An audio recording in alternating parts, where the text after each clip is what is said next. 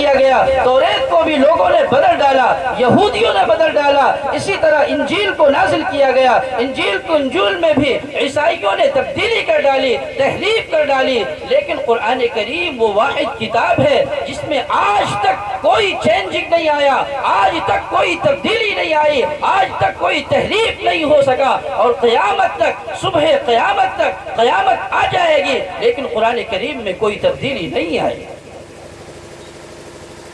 قرآن کریم وہ واحد کتاب ہے،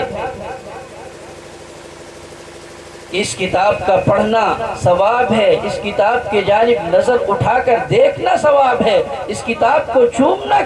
ثواب ہے، اسی طرح اس کتاب سے اگر کوئی آدمی محبت کی نظر سے دیکھتا ہے تو اس میں بھی ثواب ہے، اور کتنا ثواب ہے، اس کے ایک ایک حرف پڑھنے پر 10 نیکی۔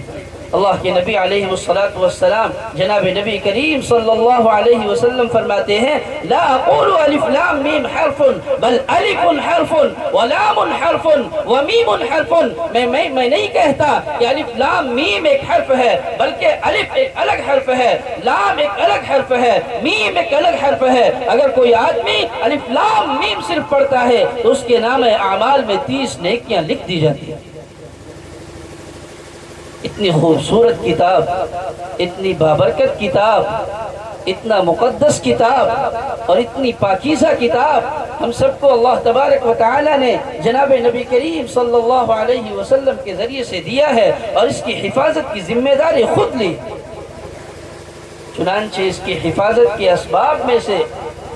ایک یہ بھی ہے کہ چھوٹے چھوٹے بچے، ننھے منھے بچے اور بچیاں اس قرآن کریم کو حفظ کرتے ہیں۔ اتنی موٹی کتاب ہے، 30 پارے کی کتاب ہے، لیکن ایک چھوٹا سا بچہ بھی قرآن کریم کو بآسانی یاد کر لیتا ہے۔ یہ اللہ کی جانب سے معجزہ ہے، ورنہ دنیا میں لاکھوں کتابیں ہیں اور بہت طرح کی کتابیں ہیں، کسی کتاب کے بارے میں کوئی یہ نہیں کہہ سکتا کہ ہمیں یہ کتاب زبانی یاد ہے، لیکن قرآن کریم وہ واحد کتاب ہے جو اگرچہ ضخیم ہے، موٹی ہے، لیکن آپ کو ایک نہیں، آپ کو 10 نہیں، آپ کو سینکڑوں نہیں، آپ کو ہزاروں نہیں، لاکھوں نہیں، بلکہ کروڑوں کی تعداد میں آپ کو ایسے لوگ مل جائیں گے جنہوں نے پورے قرآن کریم کو اپنے سینے میں بسائے ہوا۔ یہ ایسا عظیم کتاب ہے،